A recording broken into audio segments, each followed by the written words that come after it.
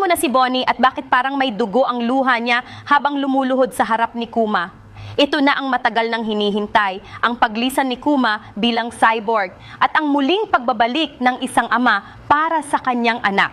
Sa episode 1138 titled Thank You Dad, Bonnie and Kuma's Warm Embrace, nabalikan ni Bonnie ang lahat ng nakatagong alaala ng ama niya nang matagpuan niya yung memory bubble ni Kuma sa lab ni Vegapunk. Ramdam mo yung bigat ng emosyon habang nagulat siya sa mga nakikita. Dati siyang inalagaan, mahal na mahal ng ama niya kahit hindi siya tumatanda. At ayon, tumigil ang mundo. Yung pinakamatagal at pinakataos-pusong yakap ni Kuma, hindi raw putol-putol, bagkus malumanay at mabigat, puno ng pagmamahal at pagsisisi. Para nang sinabi niya, pasensya na, anak, nandito na ako ngayon.